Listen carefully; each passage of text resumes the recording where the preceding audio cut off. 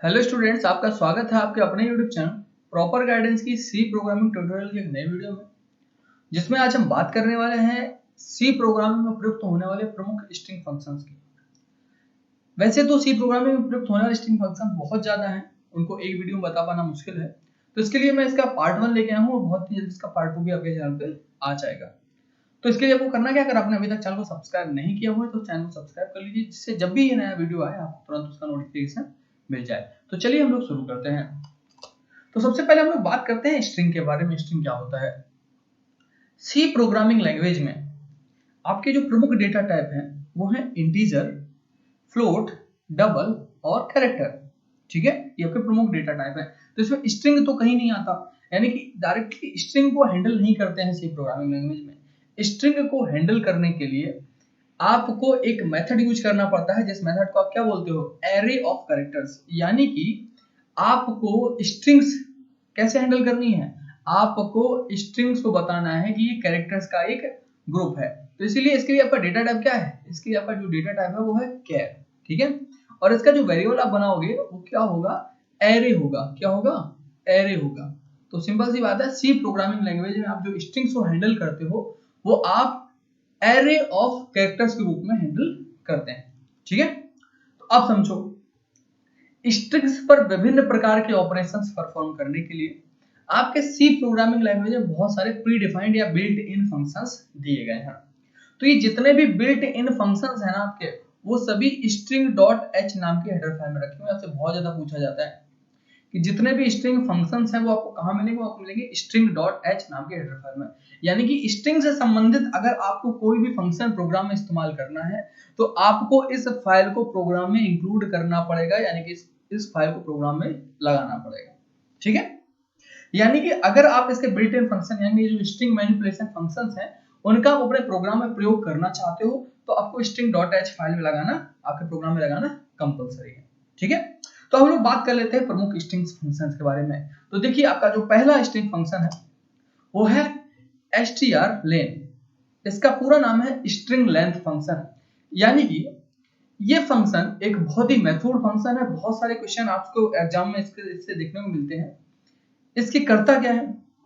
आप जब भी सी प्रोग्रामिंग लैंग्वेज में कोई प्रोग्राम बनाते हो जिसमें आपको कोई स्ट्रिंग दी हुई है और आपको पता करना है कि जो स्ट्रिंग दी गई है उसकी लेंथ क्या है, तो स्ट्रिंग की लेंथ को पता करने के लिए एक बहुत ही साधारण सा आपको फंक्शन लगाना है जिसका नाम है strlen फंक्शन, यानी कि स्ट्रिंग लेंथ फंक्शन। आप इस फंक्शन को प्रोग्राम में यूज कीजिए और आप किसी भी स्ट्रिंग की लेंथ पता कर सकते हो। लेंथ का मतलब गिनती होगी ना, कितने कैरेक्टर्स हैं। लेंथ का मतलब कितने कैरेक्टर्स हैं। ठीक है, उसका साइज नहीं बताएगा स्ट्रिंग का, स्ट्रिंग में कितने कैरेक्टर्स हैं। मान लीजिए प्रॉपर लिखा हुआ है, ठीक है, प्रॉपर लिखा है, तो बताइए प्रॉपर में कितने कैरेक्टर्स हैं? बताइए, 1 2 3 4 5 6 कैरेक्टर्स है ना। तो ये आपको क्या देगा? वापस 6 देगा कि इस स्ट्रिंग की लेंथ क्या है? 6 है। और एक और चीज, जब भी आप सी प्रोग्रामिंग लैंग्वेज में कोई स्ट्रिंग लिखते हो तो उसे हमेशा कैसे लिखा जाता है? डबल कोट्स के अंदर। स्ट्रिंग कांस्टेंट को हमेशा डबल कोट के अंदर लिखा जाता है, स्ट्रिंग कांस्टेंट को। ठीक है, इनपुट वाली बात अलग हो जाती है, स्ट्रिंग कांस्टेंट की बात कर रहा हूं, और कैरेक्टर कांस्टेंट को सिंगल कोट में। ओके, चलो आगे समझो। यानी कि अगर आपको किसी स्ट्रिंग की लेंथ पता करनी है, यानी कि उसमें कितने कैरेक्टर्स हैं, विद स्पेस, ऐसा नहीं कि स्पेस नहीं छोड़ेगा, स्पेस को भी काउंट करता है। ठीक है, स्पेस को भी काउंट करेगा। तो अब यहाँ पे समझो, अगर आपको स्ट्रिंग की लेंथ यानी कि उसमें कितने अल्फाबेट्स है, कितने नंबर है, कितने सिंबल है, स्पेस है, सबको काउंट करना है, गिनती करनी है, तो आपको क्या यूज करना है? strlen फंक्शन यूज करना है। और अभी आपको बताया था कि कैसा है प्री डिफाइंड फंक्शन, और प्री डिफाइंड फंक्शन का अगर आपको यूज करना है तो आपको कौन सी हेडर फाइल आपको यूज करनी पड़ेगी? String dot H. यानी कि strlen किस हेडर फाइल में है? String dot H header file में है। ठीक है, और ये तब तक काउंट करता है, यानी कि कभी ना कभी तो रुकेगा, ये तब तक काउंट करता है जब तक इसको नल नहीं मिल जाता। और आपको पता है कोई भी स्ट्रिंग सी प्रोग्राम में कैसे खत्म होती है? नल कैरेक्टर के साथ खत्म होती है, और ये तब तक काउंट करता रहता है जब तक इसे नल नहीं मिल जाता। ठीक है, और ये रिटर्न क्या करता है? Integer value. अगर ये इंटीजर वैल्यू रिटर्न कर रहा है तो आप इसे किसी इंटीजर टाइप के वेरिएबल में स्टोर भी कर सकते हो तथा डायरेक्ट प्रिंटफ के जरिए प्रिंट भी कर सकते हो, जो आपको सिंपल लगे। ये है इसका सिंटैक्स। आपको इंटीजर टाइप का वेरिएबल में इससे स्टरलेन क्या करेगा, किसी स्ट्रिंग वेरिएबल, यानी कि जब भी आप स्ट्रिंग वेरिएबल चलाओगे तो ये एक आर्गुमेंट लेता है। आर्गुमेंट मैं आपको बता दूं कि किसी भी फंक्शन के ब्रैकेट के अंदर जो भी आप वैल्यू सप्लाई करते हो उसे आर्गुमेंट कहा जाता है। क्या कहा जाता है, आर्गुमेंट। तो यानी कि स्टरलेन फंक्शन आपका एक आर्गुमेंट लेता है। वो आर्गुमेंट क्या होता है, वो है उस स्ट्रिंग का वेरिएबल जिसकी आप कैरेक्टर्स, यानी कि जिसको आप काउंट करना चाहते हो, जिसकी लेंथ आप पता करना चाहते हो। ठीक है, मान लीजिए str नाम के वेरिएबल में आपने स्ट्रिंग रखा हुआ है। ठीक है, आपको पता करना है उसमें कितने कैरेक्टर्स हैं, तो आप क्या करोगे, स्टरलेन, ठीक है, स्टरलेन, ये सब स्मॉल में होता है, कैपिटल नहीं होता। ठीक है, स्टरलेन str, ठीक है, तो ये क्या करेगा, str वेरिएबल में जो भी स्ट्रिंग है उसकी लेंथ काउंट करके आपको बता देगा। काउंट कैसे करेगा, या तो आप इसे किसी वेरिएबल में स्टोर कर लो, ठीक है, या डायरेक्ट यहां से प्रिंट करा दो। मेरे ख्याल से आप समझ गए होंगे। तो चलिए हम इसे एग्जांपल के द्वारा समझ लेते हैं। ये देखिए आपके बना हुआ है, आप कैसे इसको बनाएंगे आप इसको देख लीजिए, आप इसका स्क्रीनशॉट ले लीजिए। ठीक है, यहाँ पे देखिए सेम चीज है।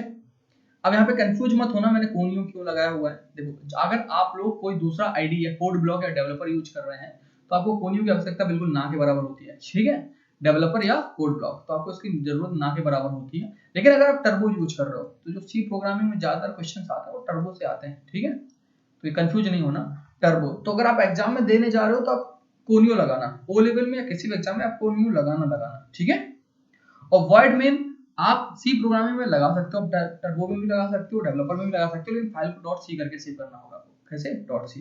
आप जानते हैं डेवलपर में डिफॉल्ट C++ सेव होता है। ठीक है, CPP सेव होता है, लेकिन आपको .c सेव करना है।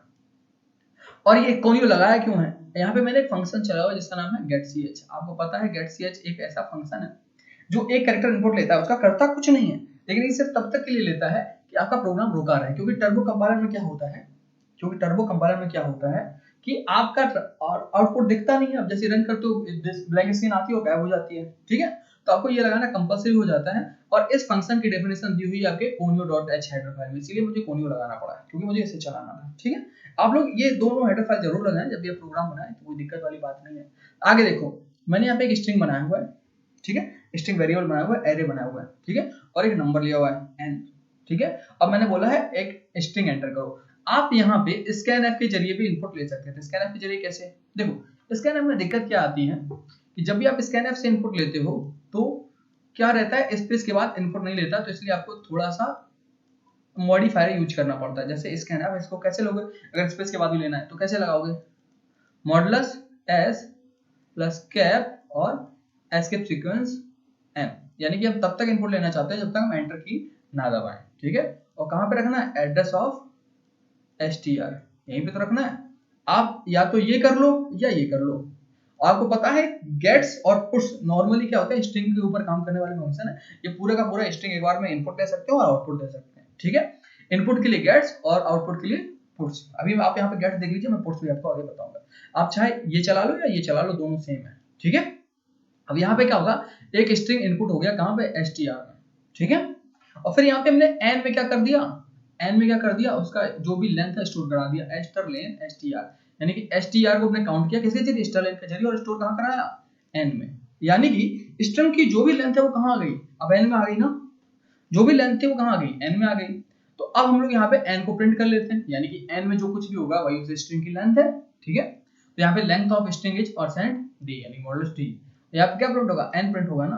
तो मान लीजिए मैंने इनपुट दिया था प्रॉपर गाइडेंस, इसको काउंट करो, 1 2 3 4 5 6 7 8 9 10 11 12 13 14 15। तो यहाँ पे 15 हो रहा है, लेकिन यहाँ पे मैंने गलती से 14 लिख दिया, तो यहाँ पे ठीक कर लीजिएगा, 15 होगा। क्या होगा, 15 होगा। ठीक है, 15 क्यों होगा, मैंने आपको बताया था कि स्पेस भी काउंट होता है, यहाँ पे स्पेस भी आपका काउंट होगा। भाई मिस्टेक मैंने 14 लिख दिया है, आप लोग इसे ठीक कर लीजिएगा। यहाँ पे 15 होगा, क्या होगा, 15। तो इसमें कितना आउटपुट आएगा, 15 आएगा। स्ट्रिंग की लेंथ कितनी, स्ट्रिंग क्या है आपके पास, प्रॉपर गाइडेंस। यहाँ पे गिनती कर लो फिर से, 1 2 3 4 5 6 7 8 9 10 11 12 13 14 15, यानी कि आंसर 15 आएगा। ठीक है, स्ट्रिंग की लेंथ कितनी है, 15, क्योंकि स्पेस भी काउंट करता है। मैंने बाय मिस्टेक 14 लिखा था। ठीक है, तो इसे हम एक बार रन करा के देख लेते हैं। तो चलिए इसको रन कराते हैं। ठीक है, मैं इसको रन करा के देखता हूँ। तो सबसे पहले क्या करना है, हम लोग कमेंट कर लिख लेते हैं, क्या, यूज ऑफ strlen फंक्शन। ठीक है, यहाँ पे मैं लिख दिया, आगे लगाइए header file has include stdio.h और उसके बाद आपको स्ट्रिंग्स यूज करने हैं, ठीक है। क्या यूज करना है? स्ट्रिंग्स। मैंने शायद वहाँ पे स्ट्रिंग फंक्शन लगाया नहीं है, आप यहाँ पे स्ट्रिंग फंक्शन और लगा लीजिएगा। मैंने यहाँ पे हेडर फाइल लगाना भूल गया हूँ। कौन सी हेडर फाइल लगेगी? हैज इंक्लूड यहाँ पे लगेगी, ठीक है। उसके बिना कुछ नहीं चलता। Has include string dot H, क्या लगेगा? Has include string dot H में लगाना भूल गया हूँ, आप लोग लगा लीजिएगा। Has include string dot H, ठीक है। तो आपके पास 3 हेडर फाइल हो जाएंगी। तो चलिए हम इसको करते हैं। हैज इंक्लूड conio.h किसके लिए? getch के लिए। उसके बाद has include string dot h किसके लिए? स्टरलेन के लिए, ठीक है। तो चलिए यहाँ पे लिख देता हूँ void main। उसके बाद लेना क्या है? एक स्ट्रिंग के लिए लेना है वेरिएबल। तो यहाँ पे ले लेता हूँ chr कैरेक्टर str 50 ले लेता हूँ, ठीक है। उसके बाद एक इंटीजर टाइप ले लेता हूँ वेरिएबल n, और यहाँ पे क्या करता हूँ? printf, उससे स्ट्रिंग ले लेता हूँ यूजर से। printf एंटर ए स्ट्रिंग, ठीक है। यहाँ पे क्या ले लिया? Enter a string. तो स्ट्रिंग एंटर करेगा, तो उसके लिए क्या लगाएंगे? गेट्स str, ठीक। बहुत ही आसान है, बहुत ही आसान है। अगर आप इसे scanf की मदद से लेना चाहते हो तो इसे आप ऐसे ले सकते हो। कैसे? scanf modulus cap escape sequence n, किसके लिए? नई लाइन के लिए, ठीक है। किसके लिए? नई लाइन के लिए एस्केप सीक्वेंस, ठीक है। और यहाँ पे s। तो ये क्या कह रहा है कि जब तक मैं नई लाइन ना लूं तब तक आपको इनपुट जारी रखना है, ठीक है। नहीं तो स्पेस दबाती आपका इनपुट हो जाता है, नहीं तो स्पेस दबाती आपका इनपुट हो जाता है, ठीक है। कॉमा कहाँ रखना है? Address of str, address of str। या तो आप गेट्स वाला लाइन लिख लो, यानी कि ये वाला लाइन लिख लो, या ये वाला लिख लो, दोनों सेम ही है, ठीक है। जैसा कि आपको पता है कि आपके str में वैल्यू आ चुकी है, यानी अब आपको करना है कैलकुलेट। तो कैलकुलेट करने के लिए आप क्या करो? n इज इक्वल टू क्या करना है? साइज निकालना है ना, कितना साइज है? तो str यानी लेंथ निकालनी है, स्ट्रिंग किसकी? str, यही तो बताया था। एक इनपुट दो, तो इनपुट में क्या देना होता है? स्ट्रिंग, जिसमें रखा हुआ है। तो यहाँ पे क्या करना है? n में वैल्यू आ चुकी होगी, तो प्रिंट है length of string is percent यानी मॉडुलस t, और ये कहाँ रहे? लेंथ कहाँ है? n में है ना, तो यहाँ पे करो n, ठीक है। यहाँ पे n की वैल्यू परसेंट d की जगह प्रिंट हो जाएगी। तो चलिए इसे रन कराते हैं। आप स्ट्रिंग दे दो, मैं स्ट्रिंग दे देता हूँ प्रॉपर गाइडेंस, ठीक है। क्या आया? 15, यही तो बताया था, यही तो बताया था कि आउटपुट क्या आएगा? 15 आएगा। चलिए आगे बढ़ते हैं। तो यहाँ पे मैंने स्ट्रिंग डॉट एच लगा दिया है, आप इसका स्क्रीनशॉट ले सकते हैं, ठीक। जिसको स्क्रीनशॉट लेना आप इसका स्क्रीनशॉट ले सकते हैं। तो आपने समझ लिया होगा स्ट्रलेन फंक्शन कैसे काम करता है, और ये क्या करता है? ये आपका फंक्शन क्या करता है? ये आपका फंक्शन क्या करता है बताइए? ये फंक्शन क्या करता है? ये फंक्शन क्या करता है? किसी भी स्ट्रिंग की लेंथ बताता है, यानी कि उसमें कितने कैरेक्टर्स हैं। लेंथ मतलब उसमें कितने कैरेक्टर्स हैं। चलिए अगले फंक्शन की तरफ बढ़ते हैं। अगला फंक्शन हमारा strlwr, इसका नाम क्या है? strlwr function. क्या नाम है इसका? strlwr function. strlwr फंक्शन क्या करता है? इसका पूरा नाम है string in lower case function. String in lower case function, जिससे इसके नाम से पता चल रहा है ये क्या करता है? किसी भी दी हुई स्ट्रिंग को उसके लोअर केस में बदल देता है, यानी कि जो भी आप चाहे जो भी केस दो, चाहे अपर दो, चाहे आप टॉगल दो, चाहे कोई भी केस दो, ठीक है, चाहे आप कैपिटल स्मॉल कुछ भी दो, ये उस स्ट्रिंग को बदल देगा लोअर केस में। बहुत सारे कंपाइलर्स ऐसे हैं जो इसको सपोर्ट नहीं करते हैं, बट ज्यादातर इसको सपोर्ट करते हैं, ठीक है। तो ये भी कैसा एक बिल्ट इन फंक्शन है, और अगर बिल्ट इन फंक्शन है अर्थात इसके लिए भी आपको एक हेडर फाइल लगानी पड़ेगी। उस हेडर फाइल का नाम क्या है? उस हेडर फाइल का नाम क्या है? अभी बताया है string.h, यानी कि जितने भी बिल्ट इन स्ट्रिंग फंक्शंस हैं, अगर आपको उन्हें यूज करना है तो उसके लिए आपको string.h हेडर फाइल लगानी ही पड़ेगी, ठीक है। तो ये भी एक बिल्ट इन फंक्शन है, तो इसके लिए भी आपको string.h लगाना है।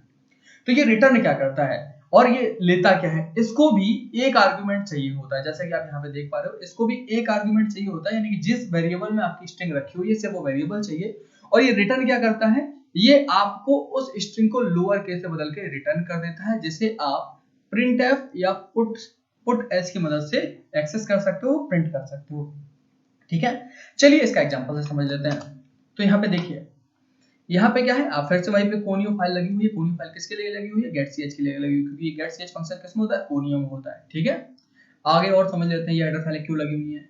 आपको पता है कि strlwr फंक्शन अच्छा एक याद रखना, क्या किसी फंक्शन को आप किसी दूसरे फंक्शन के अंदर एज ए आर्गुमेंट पास कर सकते हो? हाँ कर सकते हो। देखो यहाँ पे दिया हुआ है printf के अंदर मैंने strlwr फंक्शन पास किया हुआ है और इसके लिए कौन सी हेडर फाइल लगी हुई है? string.h, ठीक है। और stdio किसके लगी हुई है? printf के लिए और scanf के लिए, ठीक है। आपको पता है ये printf और scanf दोनों की डेफिनेशन कहाँ होती है? stdio.h में होती है, ठीक है। चलिए अब समझो यहाँ पे क्या किया हुआ है। यहाँ पे मैंने एक स्ट्रिंग दिया हुआ है तो वहां पे मैंने क्या किया था? पुटैश की मदद से लिया, गेटैश की मदद से लिया था। यहाँ पे मैंने स्कैनफ की मदद से इनपुट लिया हुआ है, ठीक है। तो यहाँ पे मैं पुटैश की मदद से भी आपको इसका आउटपुट दिखाऊंगा, ठीक है। तो यहाँ पे देखिए मैंने यहाँ पे इनपुट क्या दिया हुआ? Proper guidance. यहाँ पे P कैपिटल है, P कैपिटल है, G कैपिटल है, D कैपिटल है। लेकिन जब इसका आउटपुट आएगा ना, क्योंकि आउटपुट में strlwr का काम क्या है?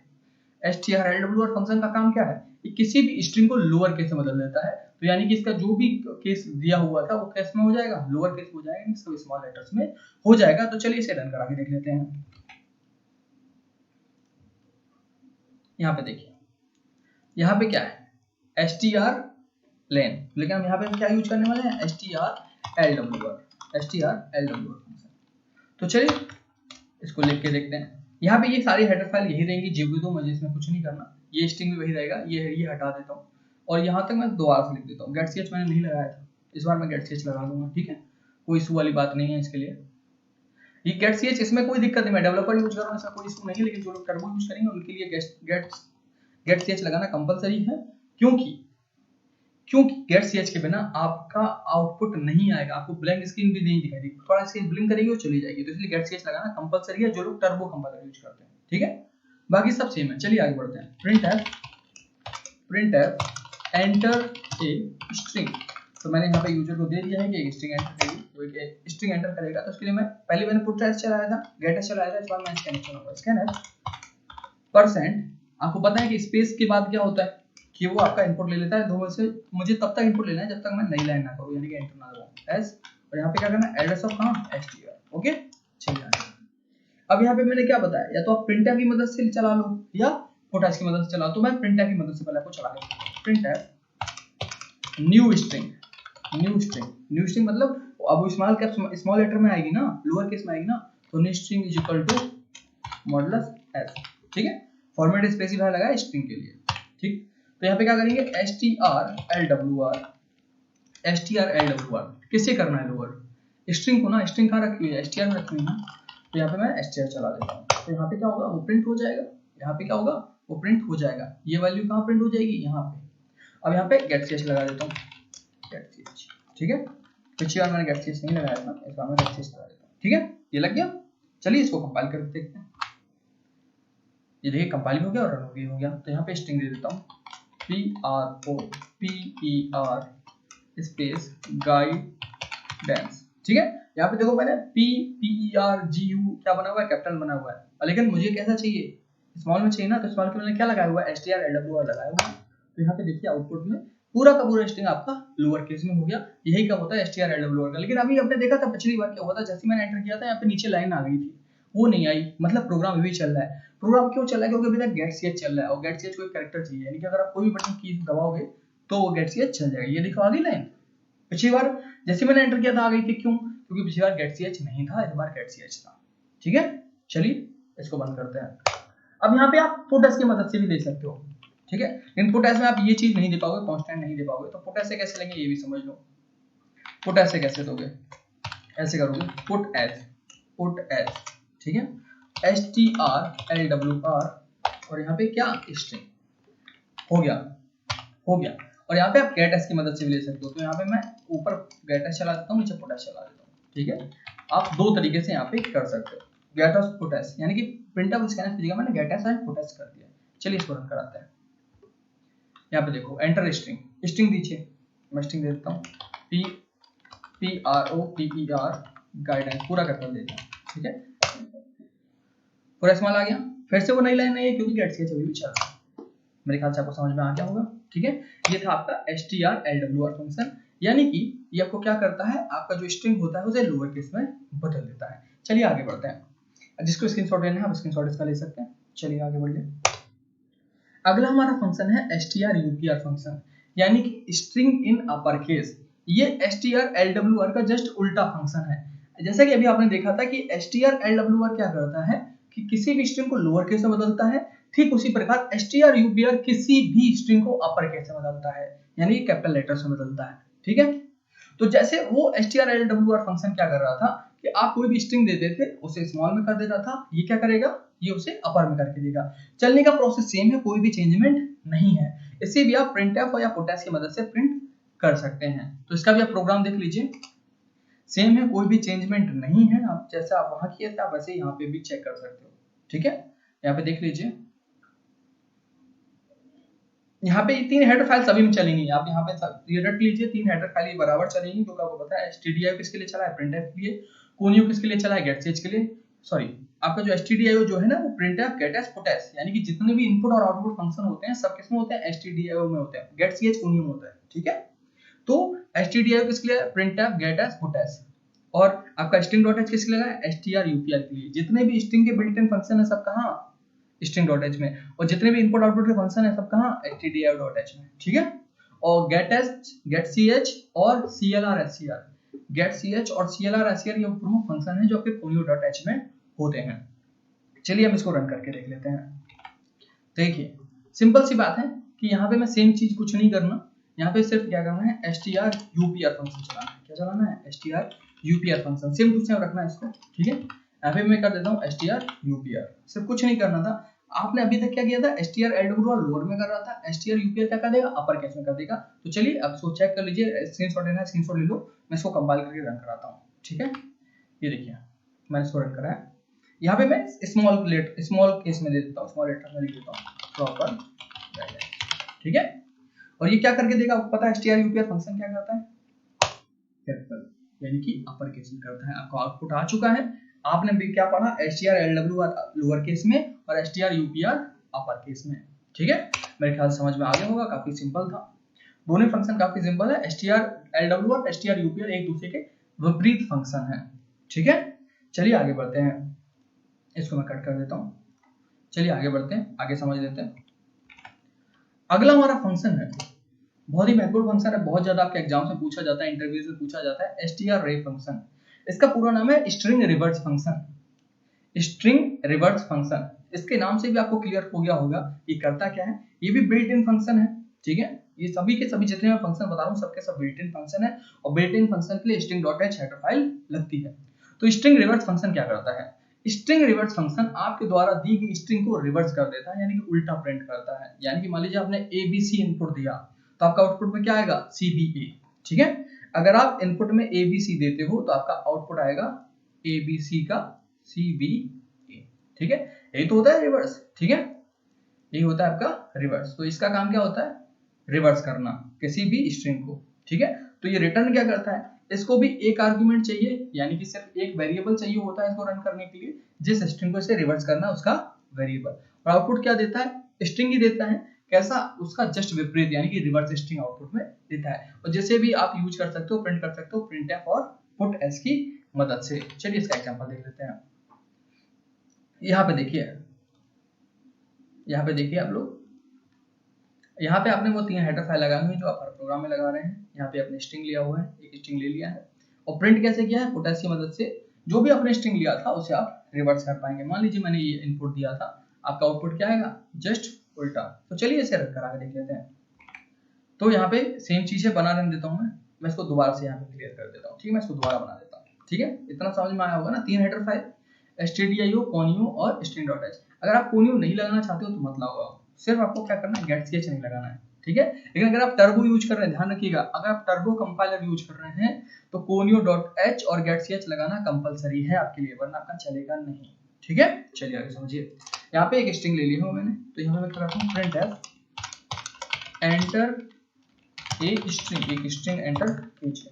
तो स्ट्रिंग एंटर करेगा यूजर, तो कैसे, गेट एस कहाँ पे, str, यहाँ पे स्ट्रिंग ले लिया। अब आगे समझो, मैं इसका रिवर्स प्रिंट करना चाहता हूँ, तो प्रिंट है reverse string is equal to, reverse string is equal to मतलब कहाँ, कैसे फॉर्मेट स्पेसिफायर चलोगे ना, एस।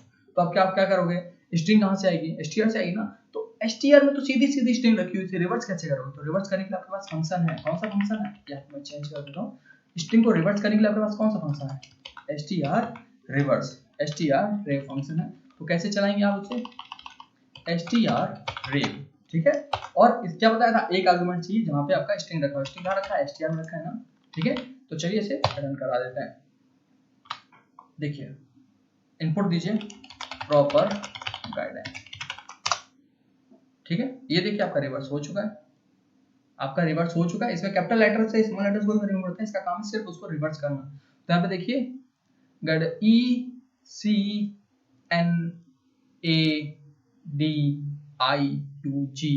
और यहाँ पे REPORP आपका यहाँ पे रिवर्स हो गया है, ठीक है। अब आप समझ गए होंगे ये फंक्शन क्या करता है। आपके एग्जाम से बहुत ज्यादा पूछा जाता है ये वाला, इसको याद रखिएगा। चलिए आगे बढ़ते हैं, अगला फंक्शन देखते हैं। अगला फंक्शन है स्ट्रिंग कैरेक्टर strchr। ये भी बहुत ही महत्वपूर्ण फंक्शन है, इससे भी बहुत सारे क्वेश्चंस पूछे जाते हैं। इसका प्रयोग क्या कर, इसका ये प्रयोग हम लोग क्यों करते हैं, इसका प्रयोग करने का एक कारण है, सी प्रोग्रामिंग में किसी स्ट्रिंग में किसी पर्टिकुलर कैरेक्टर को फाइंड करने के लिए इस फंक्शन का प्रयोग किया जाता है। किसी कैरेक्टर की अक्यूरेंस का पता लगाने के लिए किया जाता है, यानी कि वो कैरेक्टर उस फंक्शन उस स्ट्रिंग में है या नहीं।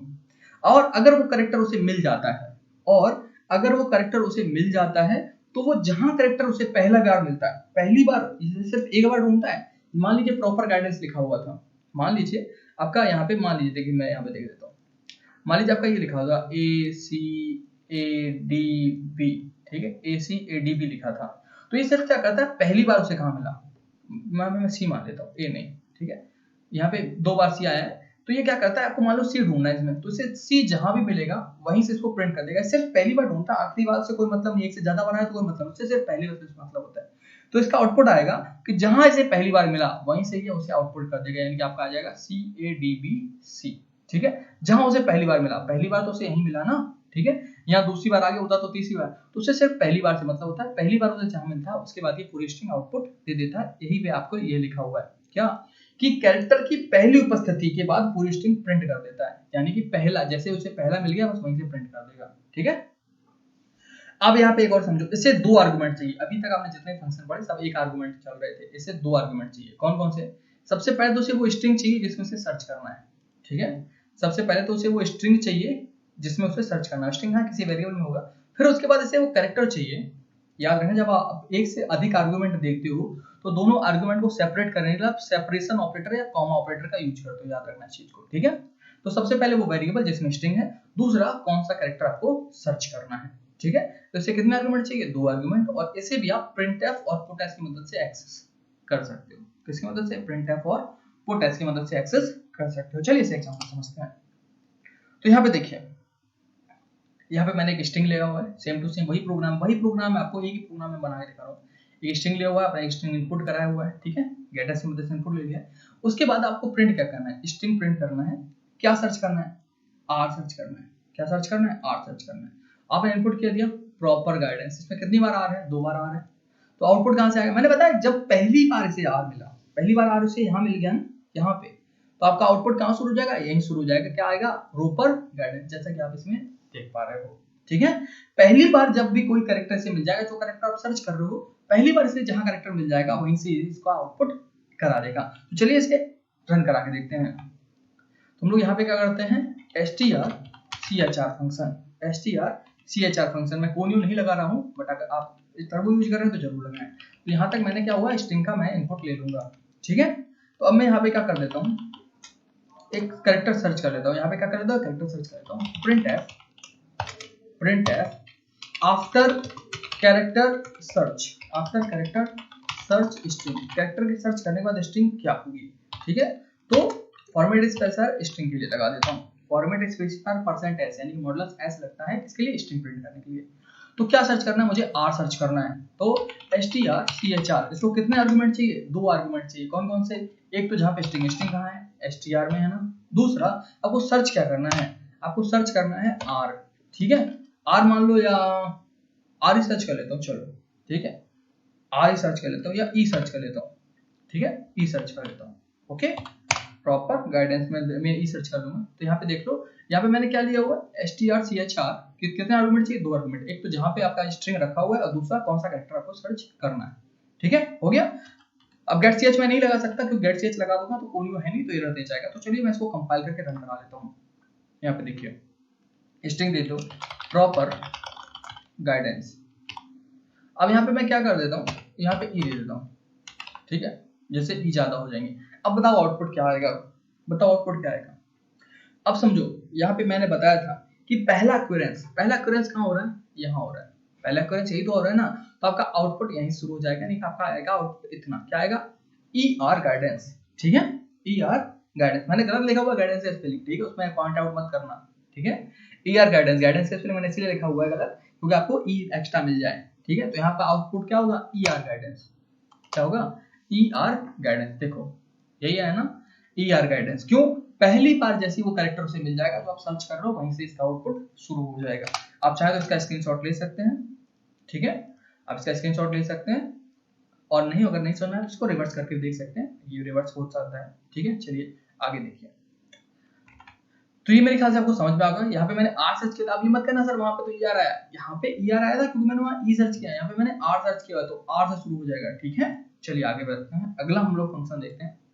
अगला फंक्शन बहुत ही महत्वपूर्ण है, अगले देख लीजिए स्ट्रिंग फंक्शन। यहाँ पे आपको स्ट्रिंग के अंदर आपने कैरेक्टर सर्च किया था, ठीक है, अब यहाँ पे आप स्ट्रिंग के अंदर स्ट्रिंग सर्च करोगे, यानी कि मोर देन वन कैरेक्टर, यानी कि वहां पे ई सर्च कर रहा था मैं, ठीक है। अगर मुझे पूरा पूरा आर ओ या रोप सर्च करना है तब, ठीक है, तो आर ओ पी कोई तो कैरेक्टर तो नहीं है, वहां पे एक चीज आप मिस कर गए। यहाँ पे देखना, जब भी आप कैरेक्टर सर्च करोगे तो कैरेक्टर, यानी कि जब आप कैरेक्टर सर्च कर रहे हो तो कैरेक्टर कैसा होगा, कांस्टेंट होगा ना, किसी वेरिएबल में तो रखा नहीं है। तो जब वेरिएबल में उसे नहीं रखा है, अगर आपका कैरेक्टर वेरिएबल में तो आप वेरिएबल भी यहाँ दे सकते हो, ठीक है। मान लीजिए पी आपने कोई वेरिएबल बनाया था उसमें कैरेक्टर रखा है तो आप पी भी दे सकते हो, लेकिन अगर आप कैरेक्टर कांस्टेंट दे रहे हो तो उसके लिए सिंगल कोट लगाना आपके लिए जरूरी है, ठीक है, आपके लिए सिंगल कोट लगाना जरूरी है। अगर आप सिंगल कोट नहीं लगाएंगे, अगर आप सिंगल कोट नहीं लगाएंगे तो उसे वेरिएबल तरह ट्रीट करेगा, आपको एरर मिलेगी, ठीक है। तो आप जब भी डायरेक्ट कांस्टेंट कैरेक्टर दें तो आप यहाँ पे सिंगल कोट लगाएं। अगर आपने कैरेक्टर को किसी वेरिएबल में रख रखा है तो आप डायरेक्ट वेरिएबल भी दे सकते हो। इसको मैं समझा देता हूँ, चलो एक बार आप समझो। यहाँ पे क्या था, डायरेक्ट मैंने ले लिया, अब मान लो मैं इसको कहीं स्टोर कर देता हूँ, एक और कैरेक्टर ले लेता हूँ, मैं कैरेक्टर वेरिएबल ही ले लेता हूँ। यहाँ पे कैरेक्टर मैंने ले लिया सी, तो सी के अंदर मैं रख देता हूँ ई, ठीक है।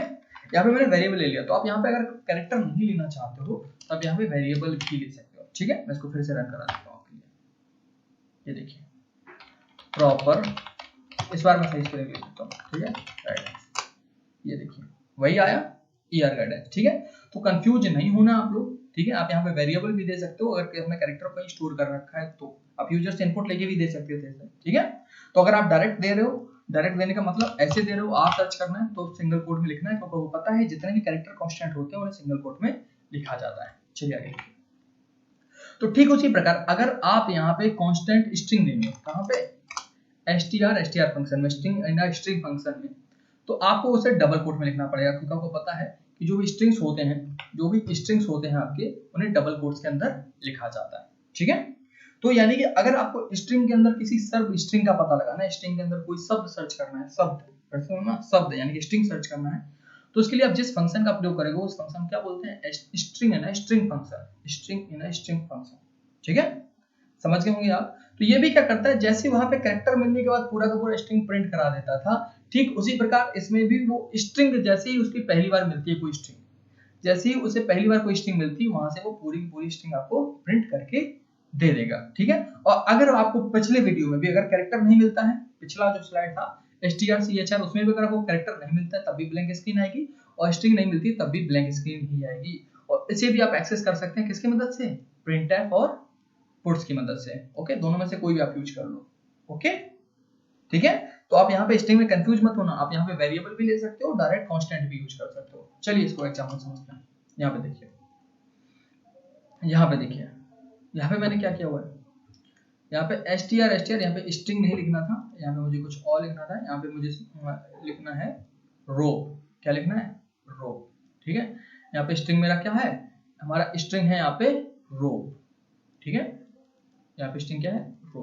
तो यहाँ पे देखो वही सारे फंक्शंस लगे हुए हैं, ठीक है, वही स्ट्रिंग हुआ है, बस यहाँ पे फंक्शन कहाँ चेंज हुआ है, यहाँ पे printf के अंदर, ठीक है, str चला हुआ है, और यहाँ पे क्या सर्च किया हुआ है, मैंने रोप सर्च किया हुआ है, और इनपुट में क्या दिया, प्रॉपर गाइडेंस। तो रोप कहाँ मिला, यहाँ मिला ना रोप, ठीक है। जब यहाँ पे रोप मिल गया तो पहला एक्यूरेंस यही है ना, पहले एक्यूरेंस के बाद ये पूरा का पूरा ऐसे प्रिंट कर देगा, यानी क्या आया, रोपर गाइडेंस। क्या आया? Proper guidance. चलिए इसको रन करके देख लेते हैं।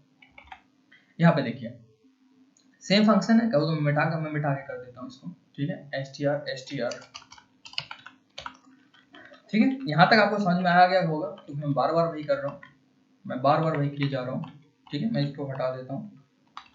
एक स्ट्रिंग लेना है और इसे गाइडेंस की मदद से स्टोर कर लेना है। printf सर्च स्ट्रिंग, सर्च यानी कि स्ट्रिंग कितनी, यहाँ पे तो कैरेक्टर सर्च नहीं हो रहा है, यहाँ पे क्या सर्च हो रहा है? स्ट्रिंग सर्च हो रहा है। After string search, after string search के बाद स्ट्रिंग क्या होगी? तो str स्ट्रिंग के अंदर स्ट्रिंग सर्च करना है तो str सर्च क्या करना है? स्ट्रिंग सर्च करना है। तो स्ट्रिंग कैसे लिखा जाता है? डबल कोट में। क्या सर्च करना है? मतलब मैं प्रॉपर गाइडेंस आउटपुट दूंगा, तो मैं चाहता हूं कि OPE सर्च हो जाए। क्या हो जाए? OPE। वहां अलग था इनपुट में, यहाँ पे इनपुट चेंज कर रहा हूं, OPE सर्च हो जाए। तो आगे देखिए, मैं इसको कंपाइल और रन कराता हूं, तो यहाँ पे देखो मैं दे देता हूँ प्रॉपर गाइडेंस। बताओ आउटपुट क्या होगा इसका? बताइए आउटपुट क्या होगा, अंदाजा लगाइए। तो मैंने क्या सर्च किया? OPE। तो OPE उसे कहाँ मिलेगा? यहाँ मिलेगा ना, है ना? तो यानी कि PR छूट जाएगा और OPE के बाद पूरा स्ट्रिंग प्रिंट हो जाएगा। यही तो बताया था कि जैसे ही उसे स्ट्रिंग का पहला अक्यूरेंस मिलता है, पहली उपस्थिति मिलती है, जैसे वो स्ट्रिंग मिलता है उसके बाद का पूरा स्ट्रिंग प्रिंट हो जाता है। ठीक है, तो चलिए इसको रन करा के देखते हैं। ये देखिए क्या आया? ऑपर गाइडेंस। ओके, समझ में आ गया होगा। ये सारे के सारे फंक्शन बहुत ही महत्वपूर्ण है आपके लिए, बहुत ही महत्वपूर्ण है। ठीक है, तो अभी आपने जो फंक्शंस पढ़े हैं स्ट्रिंग वाले, वो काफी सिंपल फंक्शन है और एक ज्यादातर जो है वो एक ही वेरिएबल पर काम करने वाले फंक्शन है। अगले वीडियो में जिसका पार्ट 2 आएगा, इसमें आप और भी अच्छे अच्छे यानी कि जो एक से अधिक वेरिएबल पर काम करने वाले फंक्शन है उनको आप देखने वाले हो। तब तक के लिए आप चैनल पे बने रहिए। चैनल पे बने रहकर करना क्या, अगर आपने अभी तक चैनल को सब्सक्राइब नहीं किया हुआ है तो चैनल को सब्सक्राइब कर लीजिए, साथ ही साथ बेल आइकन ऑन कर लीजिए, जिससे जब भी हमारा नया वीडियो है आपको नोटिफिकेशन मिल जाए। अगर आपको वीडियो पसंद आया हुआ है तो लाइक का बटन जरूर दबाएं। इसका पार्ट 2 बहुत ही जल्द आपके चैनल पे आने वाला है। तब तक के लिए थैंक्स, कीप वॉचिंग।